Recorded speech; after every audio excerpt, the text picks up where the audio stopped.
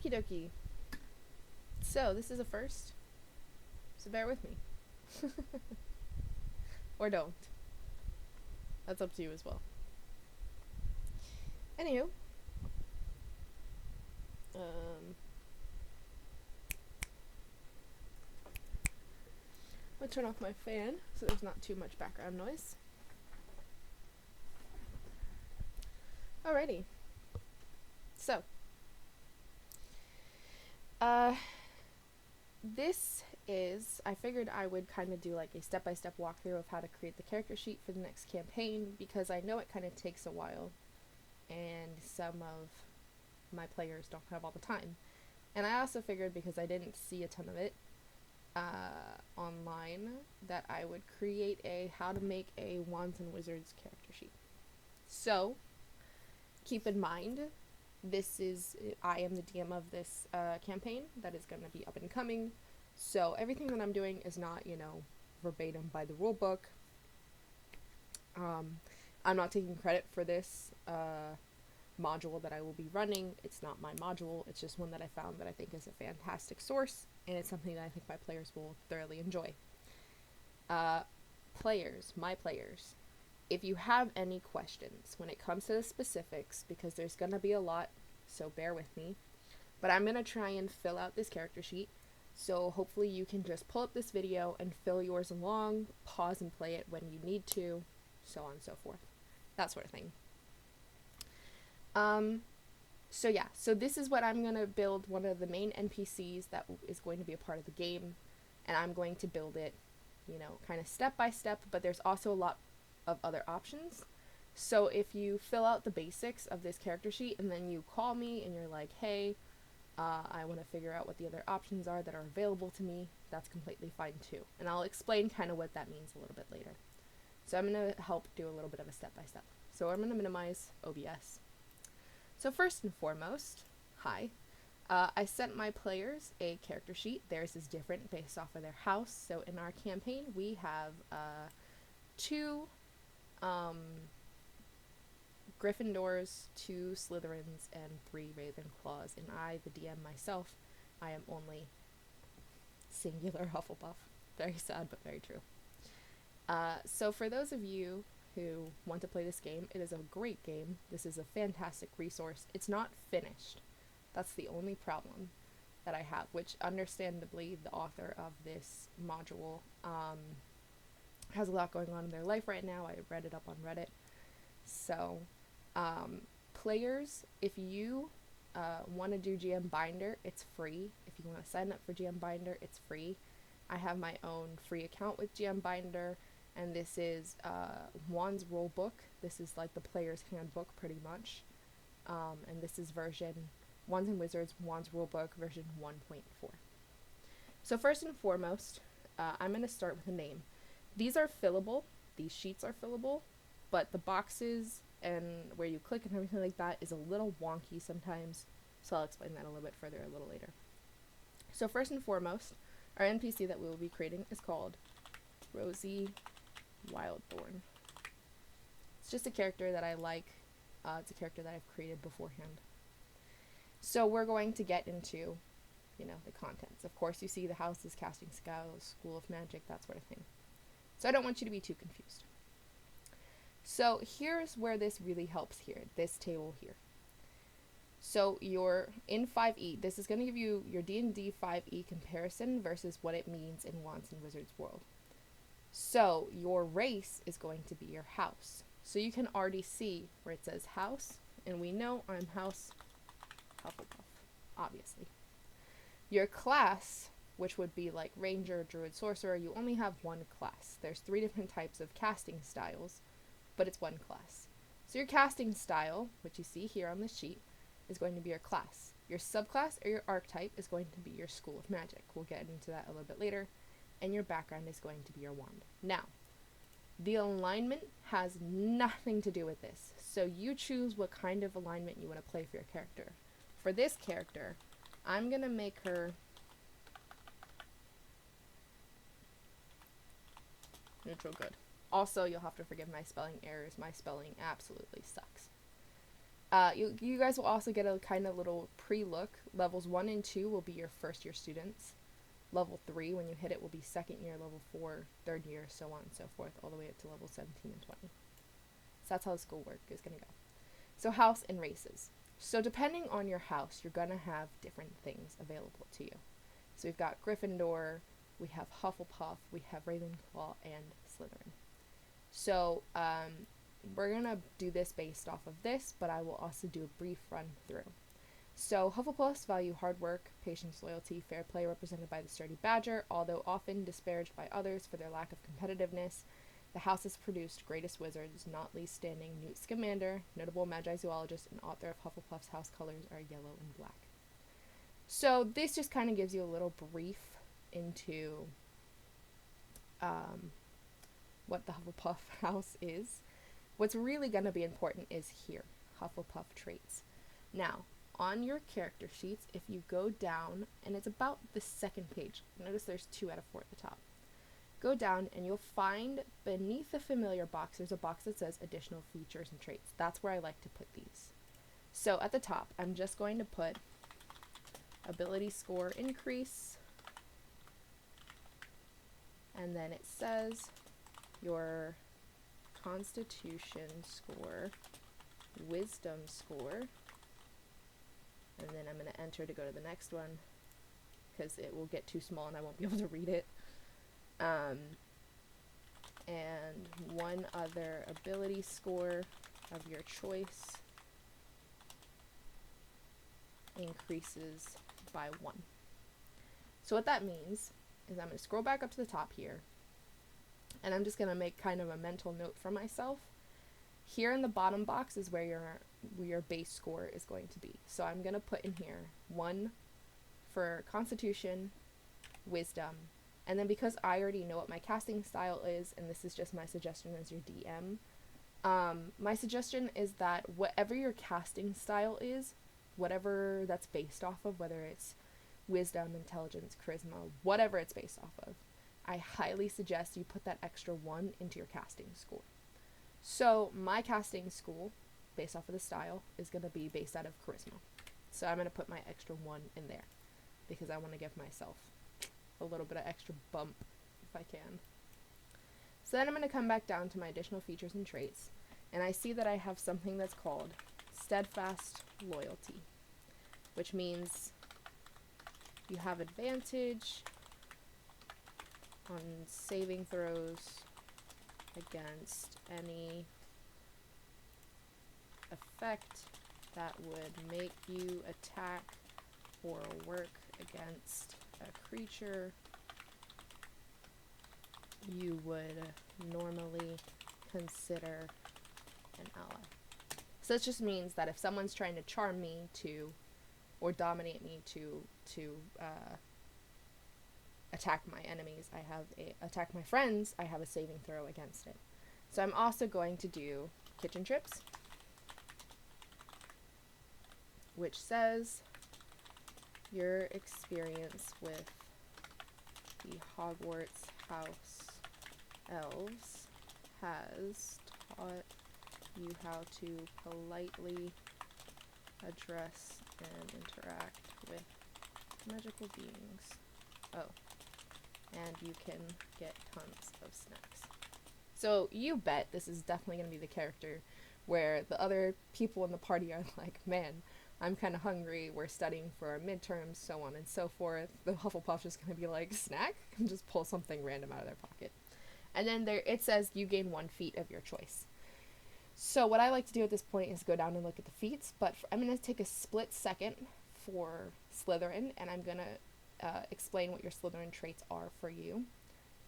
Your dexterity score, charisma score, and 1 other ability of your choice increases by 1.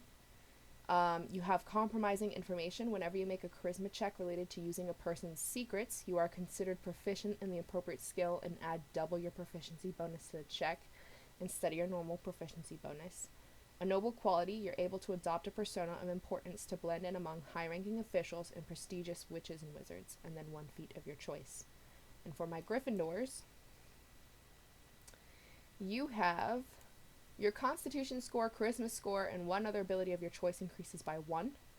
You have advantage on saving throws against being frightened from any source other than a Dementor. And in times of dire need, the Sword of Gryffindor may present itself to you in one feat of your choice. So those are for you guys. So I'm going to go down to feats now, which is going to kind of be quite a lot. And I'm just going to pick one feat that I feel like kind of fits with her backstory. And that's going to be the feat of Parseltongue.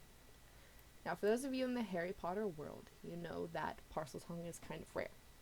So instead of putting this under the additional features and traits, I'm going to put this in her first page, on the first page where it says traits and features. I'm going to put this here. Now, why am I doing this? Because this is something that I want to be able to see, and I want to be able to be like a main thing for her. So I'm going to just put Parseltongue, you speak Parseltongue. This is going to come into her backstory, which I'm not going to explain because it's supposed to be a surprise. Don't worry about these. Sometimes there's points in the page where they have random stuff typed in. Just get rid of it. It wasn't something I did. It was just something that happened. Now, because it's part of a language, I'm also going to put in her proficiencies in languages Parseltongue. That'll come into play a little later. But like I said, this is one of those situations where there's so much to choose from. So you can either look into this GM binder, or you can give me a call up and we will talk about it, and we can kind of describe what that's going to do for you. So going back, lost a little bit of space there. Okay, going back to the top, taking it back. So that's the Hufflepuff stuff, which is kind of fun to say. Now here's chapter 2, casting styles, which is your classes. So there's 3 types of casting styles. There's the willpower caster, which is an inspirational survivor who has a heart of a warrior. There's the technique caster, a powerful specialist with immense control over spells. And there's the intellect, a versatile academic with a solution for every problem. Now, for a little bit of a better understanding of these, the willpower caster is also described as the quote-unquote gut instinct caster.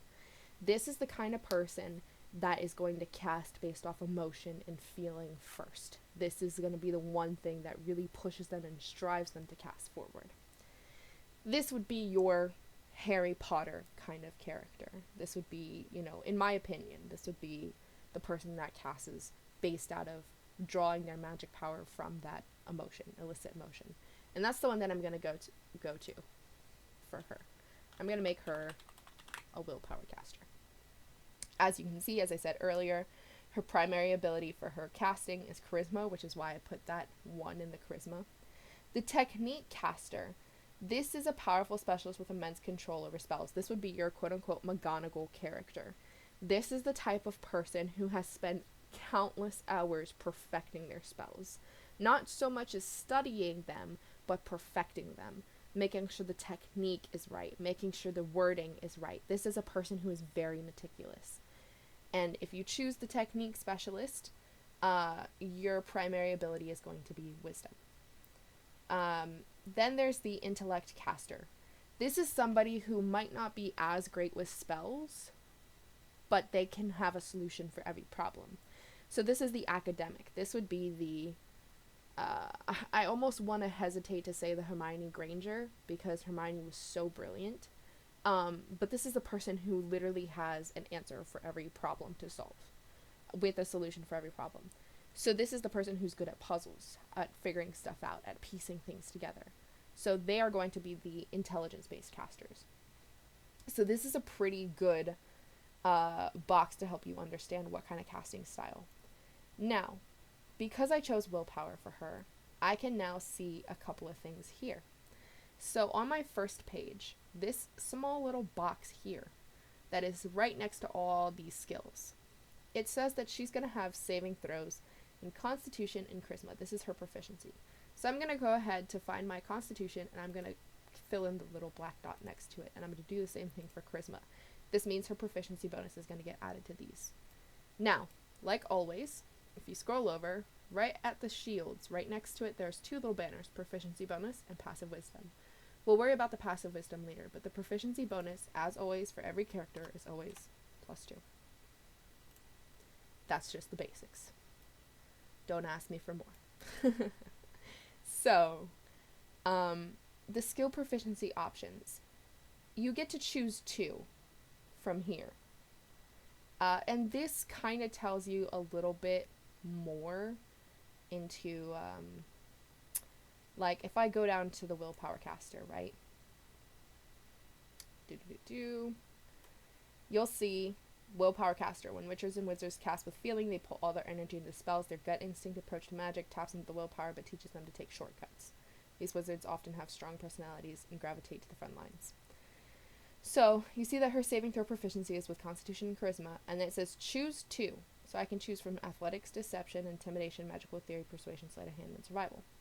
So what I'm going to do for her is she's not going to be very athletic or deceptive or intimidating.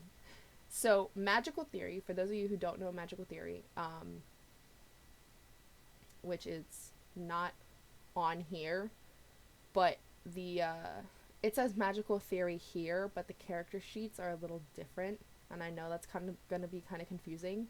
So what they say Magical Theory is here in the GM binder is Arcana. And so the best way that I can explain that is the history of magic. So the Magical Theory and the history of magic is going to be the same thing. It's going to be your Arcana checks. So I'm not going to do that for her. What I am going to do is I'm going to make her persuasive, so I'm going to give her proficiency in persuasion. And I'm going to give her proficiency in survival. Because I have a feeling she's going to be an outdoorsy kind of person. So I want to make sure that I'm giving her a little bit extra bump with survival. Okay. So now, before we get into, rolling for stuff, because we will roll for things, the armor class we'll figure out later, initiative we'll figure out later. The speed's going to be 30 feet, because she's a medium humanoid. If you're smaller, it's 25 feet. If you're larger, it's 35 feet, I think. So, it says here, under the hit points, her hit points at first level is 10 plus her con modifier, which we'll figure out later. Her hit dice is 1d10 plus her willpower level. So she's only a level 1. So right here in this box of shields and hearts, you'll see hit die. In the big box, I like to put what kind of die I'm rolling. So I'm going to be rolling d10s. And then in the top box, I'm just going to put 1. And this will increase, each level that she goes up, it's going to increase to like 2, 3, however many. So here's what we're going to do. So I'm almost scared to do this because when I tell you, I already started creating this character before I decided, hey, maybe I should record this, because I was already kind of like talking myself through it. So I was like, hey, maybe I should record this for my players. When I rolled, I had like 3 16s and 3 13s, so I had like nothing above 10. But I feel like now, because this is recorded, I'm going to roll really terribly. So for those of you who don't know the rolling method, you're going to take, and I let my players choose, so players, you don't have to roll dice if you don't want to. I like to do it because it gives me a better option, it gives me a better choice. You can do your standard array, which means you'll start with 15 and you'll work your way down. So you'll have 15, 14, 13, 12, 11, 10, 9. So you'll have those numbers that you can just pick and choose to go wherever you want to. I like to roll because I have better chances, but it also means I have terrible chances too. So if you're going to roll, you're going to have 4d6. You're going to roll them up. And then you're going to take one of the d6s away, whichever is the lowest number. So for me, I rolled 4d6, and the lowest number for me is going to be the 3. So I'm going to set that aside and not worry about it. Then I'm going to add up everything else.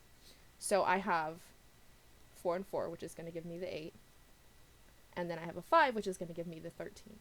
And then what I like to do is in this top box, I just like to write down what my rolls are so I can keep track of them later. You're going to do that 6 more times.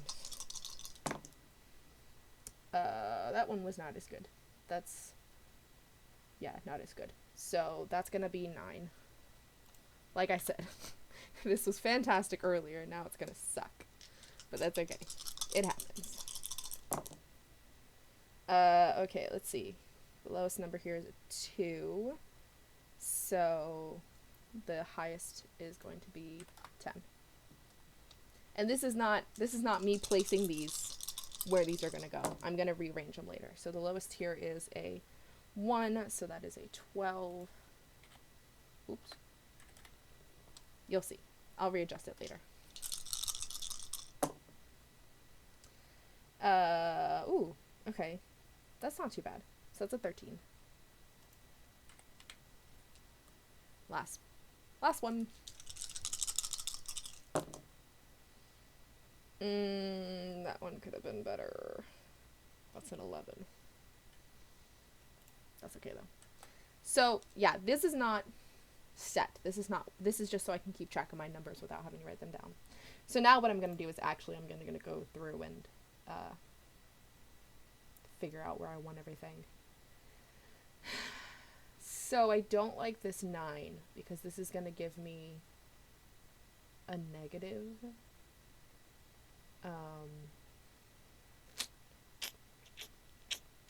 So I think I'm going to put the 9 in wisdom to make it a 10, so that way at least I don't have any negative modifiers at the top, if that makes sense. So I'm going to get rid of the 9, and I'm going to put it here, which is going to make this a 10. Now I've got 10, 13, 11. I like to put my highest numbers, usually in my constitution and in my, whatever my spellcasting is. So I'm going to take this 13, I'm going to put it in constitution, add it to the 1 that I have, that's going to make it 14. And I'm going to do the same for this 13, and put it into my charisma, make it 14. Alright, so now I've got my dump stats pretty much. So I've got 12, 11, 10. Because my dexterity is going to be where my initiative roll is, I'm also going to put my next highest here in dexterity. So that's going to get rid of that. So now I've got 11 and 10. I'm probably going to make the 10 for strength. I'm going to make that her dump stat. And then I'm going to put her intelligence to be the 11. So now what I like to do is I like to look up modifiers, because I'm not that type of person where I know it off the top of my head, because I don't. But Roll20 is pretty good at doing it.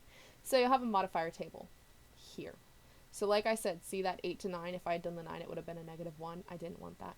So 10 to 11 is going to be a +0.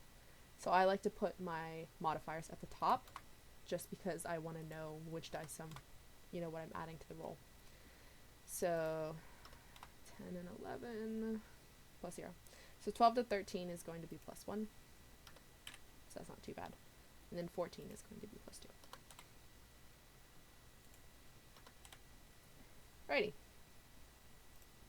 So what that means now is I can go ahead and go down to the saving throws box, and I can add my proficiency bonus where I need to. So my constitution is +2, plus the proficiency bonus, that's going to be a +4 for my con saves, and my charisma's +2, plus proficiency is going to be +4. Most of you know how to fill out character sheets anyway, so I'm not worried about you understanding how to do this. But I know it's a new character sheet, so it's kind of like, you don't know. Sometimes you don't know. Sometimes you know, sometimes you don't know. Now, people would automatically assume the next thing to do is fill in skills. Do not do that. I'm going to explain why later. Your background is going to play into what skills you're proficient in, so I like to fill in the skills last. What I do know now, though, is that my passive perception, which is right beneath your proficiency bonus in the banner, I believe is 8 plus your wisdom modifier, so her passive perception might be 8, or it's 10. Hang on, let me double check. Passive perception, 10 plus your character's wisdom modifier. Okay, so her passive perception is just going to be 10, which is not great, but it's alright. It is okay. So, her hit points is 10 plus her constitution modifier. So her total hit points are going to be 12. So if you scroll down where you'll see the heart, you'll see maximum health is going to be 12. Now her current health is 12. When she starts getting hit, I'm going to take away from the current health. But yeah, that's that. And then now you'll see that her initiative is based off of her dexterity bonus, which is going to be +1 initiative. Low initiative. Like I said, when I rolled this before, it was like 16, 16, 16, 13, 13, 13, and I was like, holy hell. It is what it is. Now, if you look, it says Sorceress Resilience for Willpower Caster. Now, keep in mind, this is not, like, this is why I said, this is based off of if you're doing a Willpower Caster build. This is not true for every, this is not true for every single spell casting. So, the Willpower Caster has Sorceress Resilience, but the Technique Caster does not. And neither does the Intellect Caster. So I'm building this character based off of my Willpower casting, that style that I'm choosing. So my armor class equals 13 plus my dexterity modifier, so my armor class is going to be 14. That's why I said I encourage you to look at the GM binder, kind of read through it. This is pretty much the player's handbook, and or call me because I will help you through this. So as you see here, for the Willpower Caster, they have 0 sorcery points at level 1. So if you scroll down to page 3, you'll see shields in the top boxes. I'm going to put 0 for her sorcery points. Now her spell casting ability is going to be based off of her charisma modifier, and her charisma modifier is +2. So her spellcasting ability is going to be +2. Her spell attack bonus is going to be her charisma modifier plus her proficiency bonus. So it's going to be +4. Now, your spell save DC, and I'm going to check this up just to make sure that I'm not talking incorrectly. Yeah, okay. So your spellcasting ability modifier plus your proficiency bonus +8. So this is like, you know, this plus the proficiency bonus, which is already your spell attack bonus, which is +4. So 8 + 4, so her spell save DC is going to be 12. It's a quick way of figuring that out. Then I just like to copy this because on page 4, it's the same thing. So that's going to change, you know. So it's +2, 12, +4, 0. Now your character, of course, is going to be different because you're going to have your own rolls, and your rolls might be better than mine, which is okay. It's alright. It's okay to have. So, moving forward. And I know this is a lot to keep up with. I know the page looks very unfamiliar. I do. I really do. So, this is her class. So, like, quote unquote, her class.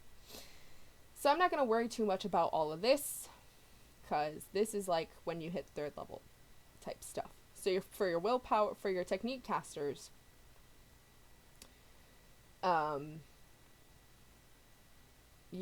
wisdom is your spell ability for your spells. Your spell casting ability. You use your wisdom modifier.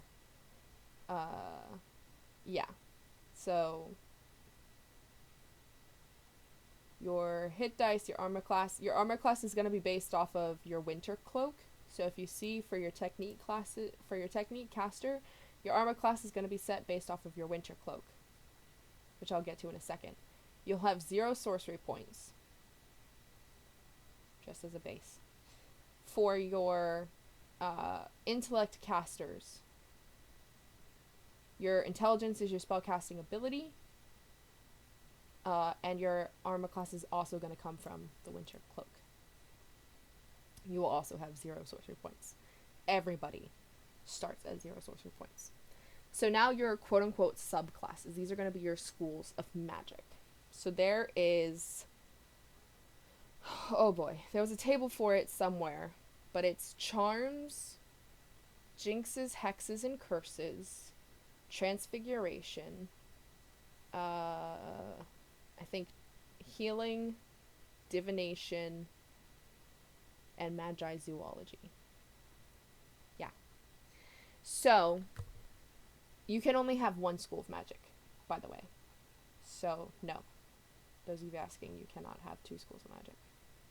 And I'm only saying that now because I know someone's going to be like, would it be possible if we had 2 schools of magic? No. So, I know it sounds like I'm being mean to my party members. I promise I'm not. I promise I'm not. This is normal. So you have charms. which charms are a type of spell that alters properties of a thing. It can be some of the most powerful spells in existence. These are going to be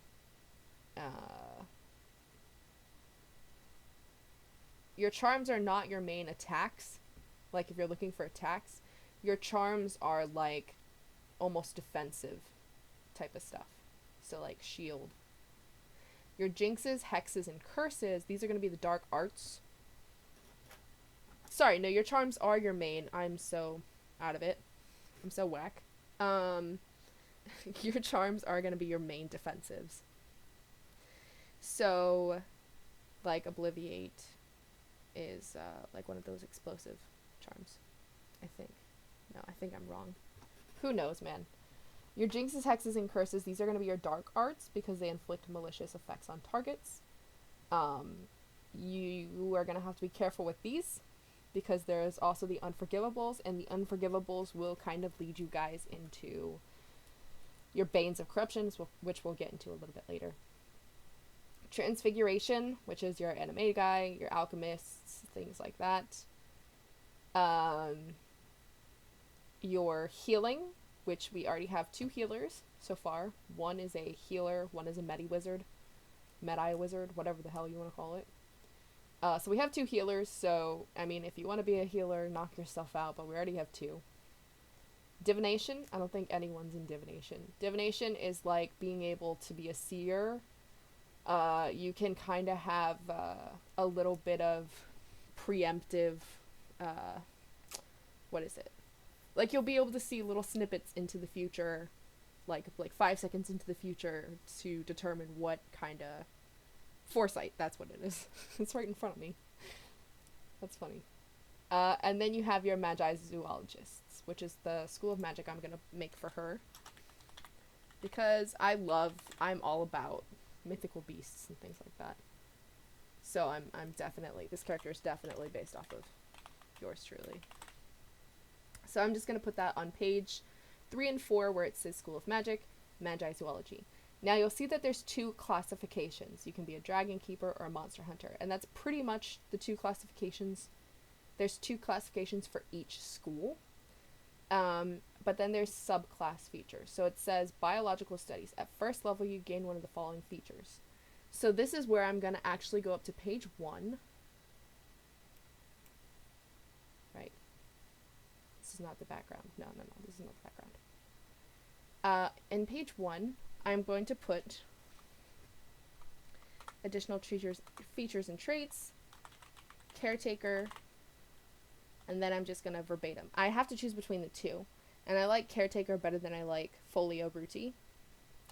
So, your study of magical creatures has taught you about their injuries and... Don't ask me to pronounce that word. Healing spells on beasts. Okay. So this is gonna, your subclass features are gonna be different for each thing. Like for divination, you have seers and legilimens. For healing, you have healers and medi-wizards. So we have, one of our healers is a healer. One of our healers is a medi-wizard. And then for transformation, you have an animagi, however you want to pronounce it, and an alchemist. That's the 2 subclasses. For jinxes, hexes, and curses, you have aurors and curse breakers. And then for charms, you have duelists and enchanters. So each of these are going to do something different. But this is also why I said do not do your skills just yet. So that's our subclass that's taken care of. So now we're going to keep going. So if you scroll down to page 2 of your PDF, you'll see at the top it says wand. Now wand is going to be your background. This is also one of those things where it's going to determine, like it's going to be different for you than it is for me. So there's a couple ways that you can go about doing this. Some of my players are like, they're really, really big Harry Potter fans. Um, so because of that, they're like, oh, I know what my wand is. I know what it is because I took the wand quiz on Pottermore. So can I use that wand? And I say yes. And then I help them match with their wand. I know what my wand is. I used it on Pottermore. So if you know what your wand is, players, feel free to put in your wood core flexibility and length. So for me, I know my wood is Rowan. I know my core is, and you'll realize it's not going to fit in here, so just abbreviate if you have to. So I know my core is Dragon Heartstring. I know Heartstring's not going to fit in there, so I'm just going to put Dragon Heart. I know my flexibility is quite bendy. And I know my length is 13 1/4 inches. So I know that because I'm also not as big a Harry Potter fan, but semi-Harry Potter fan. If you know what your stuff is, that's fine. If you're like DM, I have zero clue. There's one of two ways to go about doing this. You can do a D100. There's a table here where you can just roll a D100 and whatever it lands on is the wood that you get. Now there's also backgrounds. So wand woods are grouped into backgrounds based on their general traits, which help define your character, determined on your background skill proficiencies and things like that. So you'll see that if I scroll down to find where my wood type is, scroll all the way down here. So the background, it's called Protector. It's the Protector background. And there's two features that can go with it. You can either do the People's Champ or the Bully. Now, I don't want to do either of these backgrounds. So this is not the background I'm going to take, but I am going to take everything else from this page, which means I'm going to take the personality traits, the ideals, the bonds, and the flaws. Except for the flaws, because the flaw is going to be... No. Yeah, the flaw is going to be something else. So, this is Rowan. Rowan is my kind of wood. So this, your wood type is going to be your personality trait. So if I look over here, it says, Rowan wood has always been much favored for wands because it is reputed to be more protective than any other and renders all manner of defensive charms especially strong and difficult to break. It is also commonly stated that no dark witch or wizard ever owned a Rowan wand. You don't have to type all of this into this personality traits box. It's not going to fit. What I am going to type is Rowan is most happily placed with the clear-headed and the pure-hearted.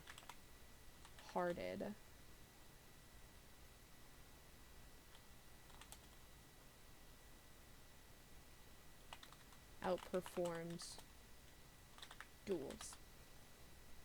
So I'm just going to kind of briefly summarize this. So Rowan is most happily placed with the clear-headed and the pure-hearted. With this reputation for virtue ought not to fool anyone. These wands frequently outperform others in duels. So this is going to be the personality traits. So what does this mean for my character? Because I know we haven't really done this a lot in the D&D campaign that we're doing right now. But what this means for my character is that she's going to be a very clear-headed individual. She's going to think calmly and collectively about things. And she's going to be more pure-hearted in nature. So that's how I'm going to play her. It's just very calm, cool, collected, and always wanting the best intentions for everybody. Now, my core, the Dragon Heartstring, is going to be my ideal. So in the ideals, I'm just going to put fairness. No one should get preferential treatment. No one is above... I spelled that so wrong. Justice. So what does this mean? This means that my character, this NPC, does not care what your rank, your job, or who you are. She's going to make sure that if you do wrong, you are going to be brought to justice. She doesn't care if you're the Minister of Magic. She doesn't care whatever. She doesn't care if you're the headmaster of Hogwarts. If you do something wrong, you'll be brought to justice. And not in a very, like, you know, not in a strict way, but in a, hey, you did wrong. I know you did wrong, So I'm not going to let you get away with it. Now the length is her bond. Now you notice that they don't have 3.25, which would be the decimal. So the closest they have is 3.5, 13.5. So I'm going to go ahead and take this bond because it's going to be the closest I have. And that's the one thing that my players run into problems with, is they're like, oh, this isn't my length exactly. Go with what's closest. So the 13.5 is closest to me. So it means I'm going to put for my bond, I protect those who cannot protect themselves. Now, none of these are my flexibility. So this is where I'm going to kind of delineate a little bit from this page. I'm going to scroll until I can find my flexibility, and then I'm going to use that flaw. So my flexibility is quite bendy, quite yielding, slightly swishy, unyielding, rigid. Here we go. Quite bendy. So her flaw is, don't expect me to save those who can't save themselves. Strong versus weak. Which is a really interesting flaw for her to have, because her bond is, I protect those who cannot protect themselves. So how is this going to show up in gameplay? Well, how this is going to show up in gameplay is that if she sees that somebody's getting picked on or bullied, she might go ahead and stand up for them. She might protect them, she might do what she can to help them out. But if it becomes a reoccurring thing, she's going to be like, okay, at some point you have to stand on your own 2 feet. Like, you have to do this for yourself at some point. So this means that she's not going to protect everybody all the time. If she thinks that you are fully capable of protecting yourself, she's going to let you protect yourself.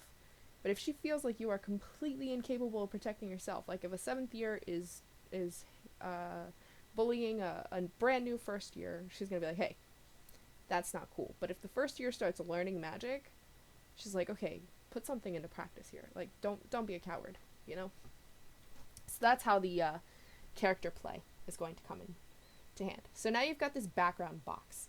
So I don't like I don't like to limit you guys completely. So I'm going to tell you the same thing. You don't have to use the background just based off of where your wand lands. So like this is saying, mix and match. Like 5e character backgrounds are entirely customizable. Even wand woods are mere suggestions, and any wood can be paired with any background. So this doesn't mean just because she has a Rowan Dragonheart that's 13 1/4, this doesn't mean that she has to stay to that protector. What I'm going to do for her, because I feel like it makes more sense for her, is I'm going to go ahead and give her the Groundskeeper background. So in my background box, I'm going to put Groundskeeper, and then I'm just going to type out this paragraph. So, your childhood has always been spent outdoors, climbing trees or capturing insects, which I did do as a child. We used to have those small little bug boxes where you could like use the plastic tools to help catch bugs, and then you would create like a little sanctuary for them in your little bug box, and then you could just carry that around with you and collect bugs. I used to do that all the time until I got to an age where I was like, bugs, I hate bugs.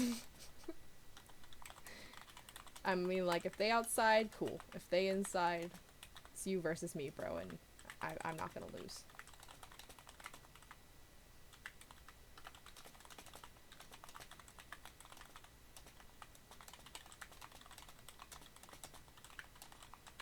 So, this is also, again, why I said, don't, let me grab my water real quick. Don't fill out your skills just yet. So once you figure out what your background is, you're going to see that you're going to come with skill proficiencies, tool proficiencies, and equipment. So head up to your first page. In your skill proficiencies, it says, I'm going to get, because of this background, I'm going to get a skill proficiency of survival, which I already have. So that means I'm going to get expertise with survival, which means that instead of just a +2 happening, it's going to be a +4, plus my wisdom modifier is 0, unfortunately. So it's just going to stay that +4. And magical creatures. So magical creatures is just going to be +2. So it's not going to be expertise. So if you already chose players, if you already chose a proficiency with a skill and your background tells you gain another proficiency with that skill, it's going to be your proficiency added twice. So it's just going to be like an expertise level. So instead of me just doing +2 for the regular proficiency, because I gain proficiency again, I'm going to do +4. That's why I said don't fill it out. Tool proficiencies. Underneath my proficiencies in languages, I'm going to put that I'm proficient with herbologists. Herbologists tools. And in my equipment box, which is above my traits and features, I'm going to put herbologists tools. And I'm going to put a dash because it's going to tell me later what that is. And then I'm going to enter down. I'm going to put also a compass because that's what it says. So that is that. That is your background. And like I said, it's going to be different. So you can pick it out yourself or you can call me and I will help you figure it out. Whatever your choice is, I support you. And if you ever have questions, you know you can always bring it to me. Chapter 5 is your wizarding equipment. So this is going to determine a couple of things. So based off of this character, I don't think she's wealthy. Okay? She lives with her grandmother. I don't think she's very wealthy. But I also don't think she's a hand-me-down student because her grandmother never went to Hogwarts and her older sibling is a brother. So I don't think she's going to be a hand-me-down student. So I think she's just going to be a standard student. So what this means is she's going to get 15 sickles. So if you see, you've got nuts, sickles, galleons, rubies. For my players, if you don't know what that means, because you're like, I don't know what the thing is, the nut is going to be equivalent to copper, sickle, silver, galleon, gold, ruby, platinum. Now, they do have a conversion chart for the money in here. I'm not going to use it. This is just my choice. I'm not going to use it. It's not my preference to use it. I'm going to use the D&D conversion chart. The regular D&D. So however many coppers is in a silver is going to be however many nuts is in a sickle. However many silvers is in a gold is going to be however many sickles are in a galleon. And however many golds are in a platinum is going to be how many galleons are in a ruby. Like that. That's how I'm going to run it because that's what my players know. It's what I know. And it's easy. So also, in my equipment, I'm also going to put that I get 3 black robes, pointed hat, 2 10-foot rolls of parchment, 3 quills, and 2 bottles of ink. Now, I am meticulous when it comes to keeping track of my stuff. So that's why I just wrote that out. You don't have to always write that out, but I think it helps me understand things a little bit better. So also you'll see that there's tools. Astronomer's tools, Cursebreaker's tools, Diviner's kit, Herbologist tools, Potioneer's kit. That's going to depend on your background. Because I have the Herbologist tools and I have proficiency with it, I'm going to also put that I have Trowel, Hand Cultivator, Pruning shears, dragon hide gloves, twine, small burlap sacks, a few small pots, and a pair of earmuffs. So yeah, so that's what I'm gonna do, and I know the equipment box is really small. So what I'm going to highly suggest to my players is you're going to keep a PDF version of this. You can print out this version if it makes it a little bit easier for you, laminate it, I'm also going to try and help you guys by creating player binders for you guys when we start running this. It's going to have graph paper and it's going to have regular paper, so that way you guys have better access to a spell sheet, and you can also write things out more than just these tiny little boxes, because I know it can get a little bit annoying. So that's my equipment. And for those of you that didn't know what your armor class is, a winter cloak is what you get. It's 11 plus your dexterity modifier. So, but it also gives you disadvantage on stealth because it does weigh 20 pounds. We'll talk about equipment a little bit later, but that is your armor class. If you didn't know what your armor class was because you're not a willpower caster, it's 11 plus your dexterity modifier with the winter cloak. Dun dun dun. So let's see here. Let's move on. Potions you don't have to worry about right now. You'll learn potions in potions class. Unless you're a healer. Magical pets. This is kind of a fun one. So, if you scroll down to page 2, underneath all your wand stuff, you'll see a box that says familiar. Now, you guys can choose. There's a couple here. There's owls, cats, toads, and then the alternative pets, which is a pet Goliath tarantula, a pet bat, miniature crab, I think, fire crab, yeah, pet adder, pet puff skein, pet snake, and pet rat.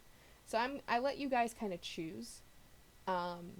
Just keep track of it. If you have a pet owl, you will get magical post. Everyone's gonna get magical post. They just might not have the owl. Their parent or whoever will have the owl. So for my character, I want to go ahead and give her a pet adder. So we're gonna call the adder Bubbles, and I'm just going to put in parentheses adder so I know what kind of creature it is. Bubbles is going to have an armor class because yes, you can bring these into combat with you, but remember they don't have that many hit points, so there's a good chance they'll die. So they have an armor class of 12. Bubbles is going to have 2 hit points, and I'm just going to put that Bubbles has a speed of 20 feet. So now this is the part that's kind of annoying, because you'll see that there's these here that match your modifiers for the animal, but they don't give you any fillable boxes. So I have to manually go in and add the box and just like, you know, I don't know why the sheet is like that. In some places the sheet's just a little strange.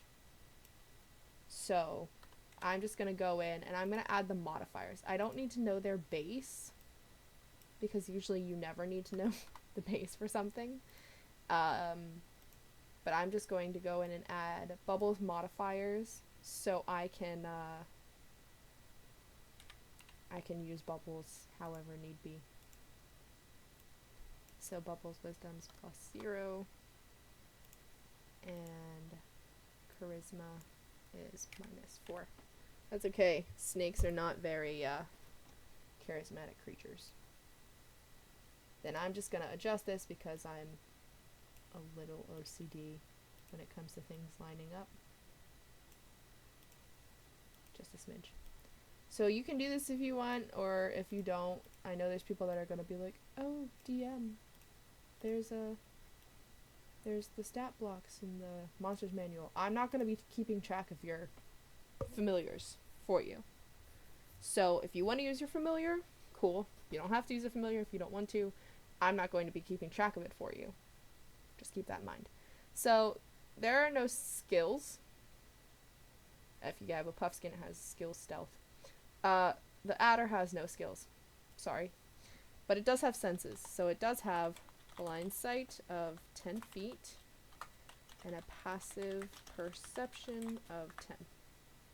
And it does have an action. The actions box is also really small. So I'm just going to summarize. It has +4 to hit, 5 feet, which I know is its range. It does 1 piercing damage and 1d4 poison damage. Con save DC 10 or take poison damage. So I know based off of that if the snake goes into combat and it attacks somebody, it has a +4 to hit, it reaches 5 feet, and it does 1 piercing damage and then 1d4 poison damage, but the creature can succeed a DC 10 Constitution save or take the poison damage, either or. So the schedule, because it's the next here on the list, the class schedule is something I came up with myself. It is not that. Google Sheets. That's what I wanted, not Google Docs. So the class schedule is something I came up with myself. All of my players are starting at level year 1. So depending on your house, depends on your schedule.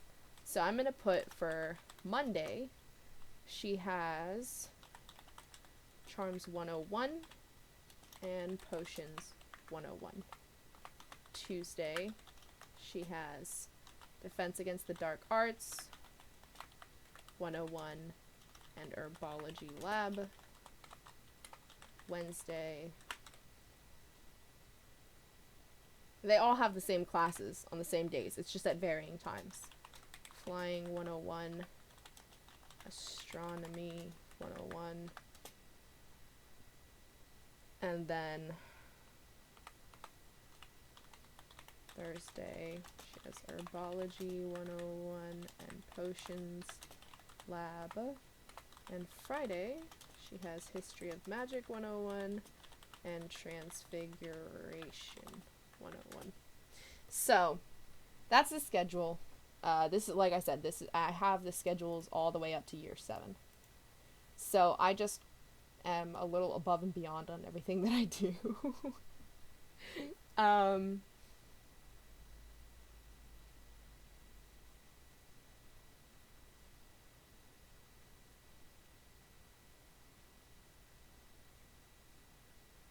So yeah.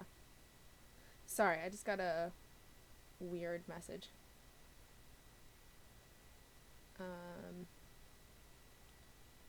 I got a text from my family, sorry. I usually don't really pay attention, but I got a really strange message. Not too strange, just my family's making plans.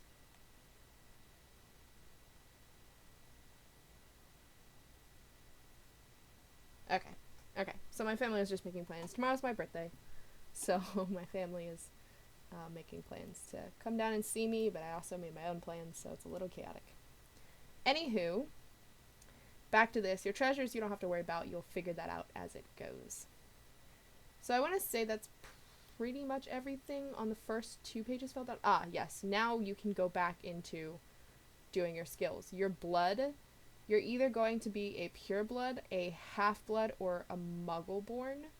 Muggle-born means you yourself have no magic, but you have to study magic to have it.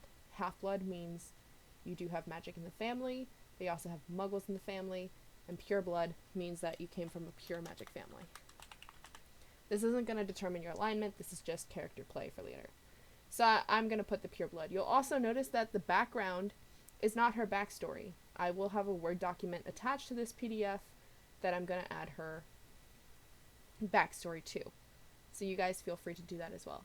So now I'm just going to go through the skills and fill out the skills, since now I already have everything.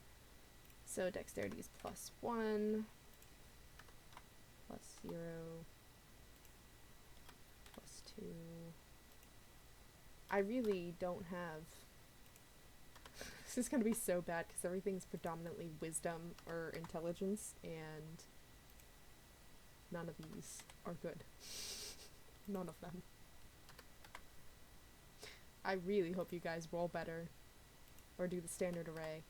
I don't do point by systems, at least not in this one. I will do point by systems in another campaign that I'm doing, which I'm thinking that when we get close to doing campaigns, I'm going to help you guys create character sheets. I know creating character sheets is your session 0, but if you come to session 0 with your character sheet already done, then what session 0 can be is we can sit down and talk about goals, aspirations, consent, like what you are okay with, what you're not okay with. And we can also talk about backstory, so I can get to know your character just a little bit better. Okay, yikes. That was sad. But that's all her skills filled in. So that's the first 2 pages. Pretty much done. So now we're going to go to page 3. You will see corruption points. Everybody's going to start at 0, which means you are pure-hearted. Now, I know, we're going to get rid of that. I don't know why that's there. I know my players have never played with corruption points before. That is okay. Do not panic. Let me explain corruption points. Whenever a character commits an act that represents their growing cruelty, the headmaster can call for a wisdom saving throw. The DC of the saving throw is determined by their corruption tier in the table below. So if you have 0, your DC is 10. But if you start to get up, if you have 1 to 4, it's 12, 5 to 7, 16, 8 to 11 is 22, 12 is going to be, like, you're not going to be able to pass the DC. That's pretty much what that means. So, you all are going to start with 0, because you're new to the wizarding world, and your adventure is going to determine what you're going to do. So you might be sitting there going, how do I gain corruption points, or how does that happen? If you kill a being, if you reduce a creature or a being to 0 hit points with a dark spell, when it could have been spared, say there's a situation that happens and someone's, rolling death saving throws, you hit it with a dark spell when it could have been, spared, you'll have to make that wisdom save. Casting one of the unforgivable curses, whether anybody witnesses or not, wisdom save. Betraying an ally that trusted you for your own personal gain, wisdom save. Harming innocents in a foreseeable and preventable way, wisdom save. Manipulating someone into abandoning their own morals, wisdom save. So this would be like if you try and charm somebody, if you try and dominate somebody and do something that would go against their own personal beliefs, wisdom save. Acting in a way contrary to alignment, your personal alignment, wisdom save. So the alignments are going to take a big play in this. DM, I have all these corruption points, but I don't want to have them anymore. That's okay. You can remove corruption points. This is going to be up to my discretion, really, based off of your RP. But if you acknowledge responsibility for the harm that you caused, if you feel a deep sadness and regret over the actions, or if you seek to make amends in whatever way possible. This is basically just going to be, removing your corruption points is going to be based off of how well you RP. And if I feel like you genuinely mean it, then I will let you remove a corruption point. It's only 1 at a time, though. I'm only going to let you do it once per, whatever. Say you do get corruption points. Okay? If you notice this table, it says pragmatic, empowered darkness, devious, 1 mild effect, vicious, heightened darkness, 1 severe effect, and vile, dark, and fairy ritual, 1 severe effect. The more points you have, the more corruption boons and effects you will have. So, your mild effects are hoarder, compulsive, cough, reckless, scent of decay, and mildly phobic. Your severe effects are going to be phobic, jittery, unnatural pallor, paranoid, crimson pupils, distracted, hallucinations, and sadistic. Yeah. So your corruption boons, empowered darkness, when you have an empowered spell as one of your meta magic options, to use it on a dark spell, it costs 0 sorcery points. These could be good for you. It depends on if you want to play a dark character. They could be bad for you. Yeah, so there's things that will, like, you have disadvantage on things because of certain things. So it could be good or bad. We'll talk a little bit more about it in session 0. Let's go ahead and start going over some of your spells. Now, as I said before, there are different kinds of spells. There's different kinds of spells based off of the different classes. I will tell you, you don't have to, like, say, the school of magic I chose is Magi Zoology. You don't have to stick to only Magi Zoologist spells. Let me rephrase that. Let me say that again, so you don't get confused. I have healers that their school of magic is healing. You don't have to stick to only healing spells. I have people that are in charm schools. You don't have to stick to only charm spells. Now, when it comes to your higher powered caliber spells, a lot of them will be from your school of magic.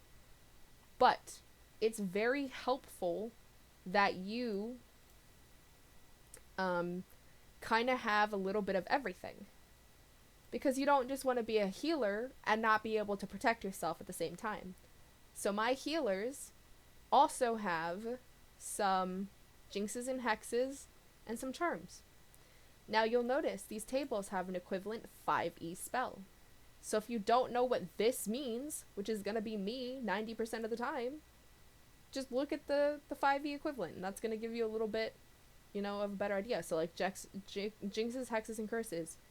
Crucio, power word pain. That's one of the unforgivables. Things like that. Go away, CNN. No one cares. So, you might be asking yourself, how many, whatever we have?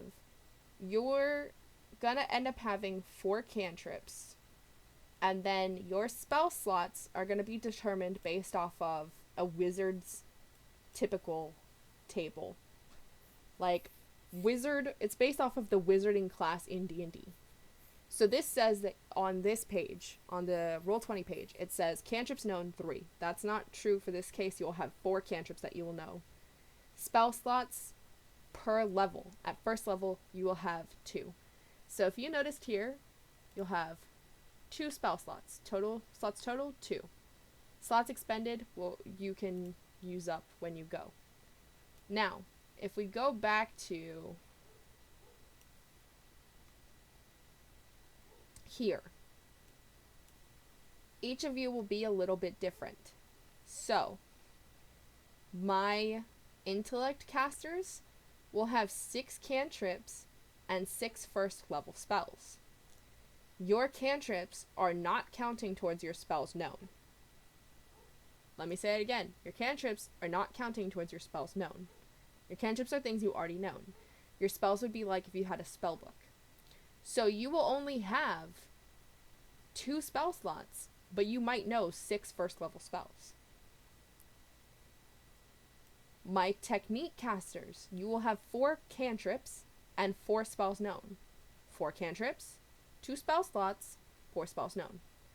She's a willpower caster, so she's going to have 4 cantrips and 3 spells known. And the easiest way for me to keep track of this is if I go to the prepared and I just click on how many spells she'll have available to her. So, she gets to have 3 first level spells, only 2 spell slots, and 4 cantrips. Now, cantrips always, 100% of the time when you're creating a character sheet, cantrips always has this little 0. I don't know why they do it.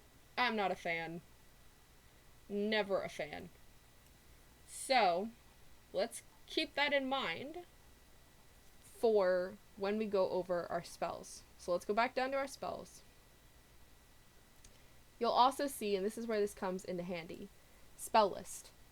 Charms, jinxes, hexes, and curses, transfiguration, healing, and divination.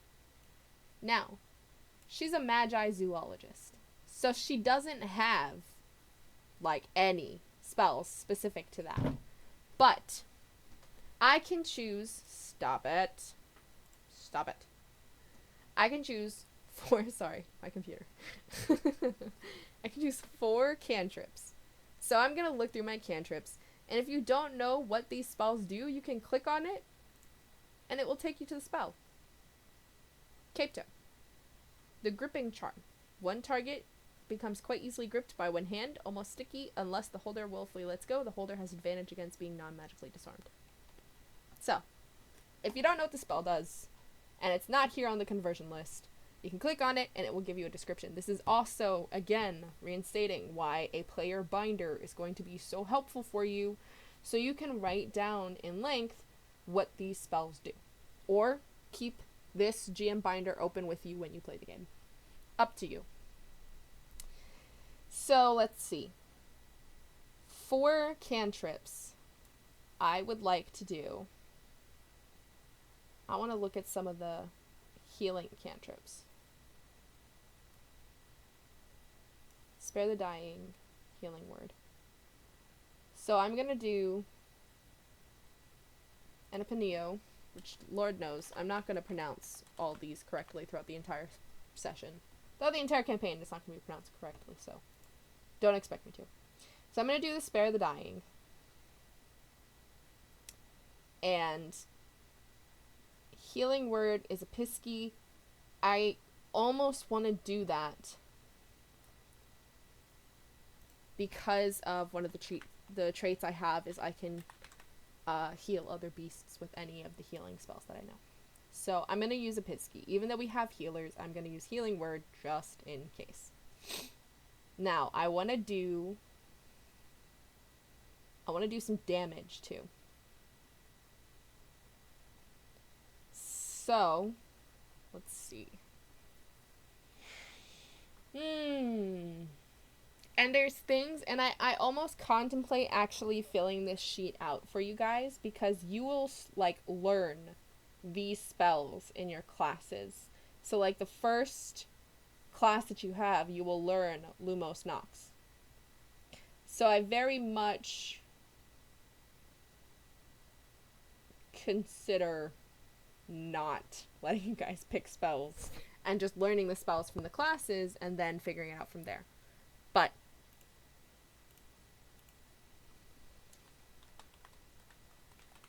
we'll see how it goes. We're gonna create these just in case, and then we'll talk more a little bit later when I figure out more about what I'm going to do about everything. And when I figure it out a little bit more, then I will definitely go ahead and determine whether or not we're going to use the spell sheets. Let's see. I definitely want Petrificus Totalis as one of my level 1 spells, because it's a cool spell. It's like frozen in place. And then I have another level 1 spell.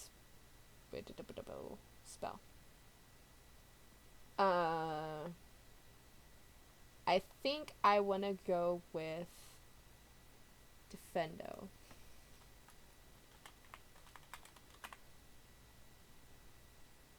Now, I know what these mean because I played Hogwarts Legacy, so I know what some of these mean. Other ones of these, no clue.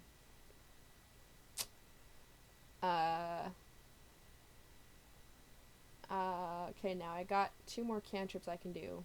So I think I'm going to do Accio, because it's helpful. No,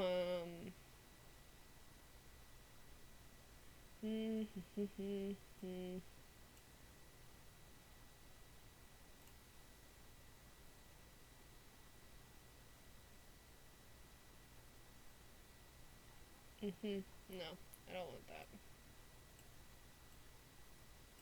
Like I said, having the GM binder definitely helps. And I'm gonna do Veraverto. Okay, so those are my spells. So I've picked out a few of them. Like I said, I'm even hesitant to let you guys pick out spells because I don't know if that's what we're gonna do. But as you pick out more spells, you'll be able to add them to your spell sheet. You'll notice level 20 spells. But you'll notice some of these only go up to 6th level. So that just means that, you know, higher levels, but it only goes up to... Just like you can be a level 20 caster, but you can only have up to level 9 spells in D&D, I think. So yeah. So that's it. That is the entire character sheet, unless I'm missing something. I don't think I am. Yep, that's the entire character sheet. So that's how you fill one of these out, and then, you know, this blank spot here is a nice little place to put a photo of what your character looks like. Also, remember to send your DM that exact same photo so she can use it for tokens. But that's it. And then you go ahead and save this however you want to. I usually save it with my character's name. And then, of course, you work on your backstory, and we'll work on going over your backstory in session 0. So, before session 0, I always ask my players, come prepared with either a filled out character sheet if you know how to fill out the character sheet, or a blank character sheet if you've got no clue how to fill out the character sheet. Now that I've run you through this video, you should know how to fill out the character sheet. If you have questions, call me, text me, I'm available. That's for my players, that's not for everybody else on the internet. But yeah, so I'm gonna post this under my The Fate of Usopp campaign, or I'm gonna make a new playlist for this. But yeah, so that is gonna be Rosie's character sheet. And then I'm gonna save this, and she's gonna have her own backstory. We'll go over backstories. I'm now making a requirement for my players to at least have one NPC that they bring with them. If they have more, that's fine. But it kind of adds just a little bit more for the characters to do. You'll notice that there's no typical allies or enemies type location. That's okay. You don't need to keep it. You can just keep it in your backstory if that's what you want to do. So that's how you fill out a Wands and Wizards character sheet. Players, if you have questions, let me know, message me, and that's going to be pretty much it. So I think I'm going to actually end up doing a lot of OBS explaining of character sheets when we go into stuff, and I am going to do my best to actually record our sessions. It's a little bit difficult for me to record our sessions now, because we're already like almost done with the campaign. So when we start new campaigns, I'm gonna do my best to record our sessions. So with that in mind, I hope this was helpful, and yeah, that's it.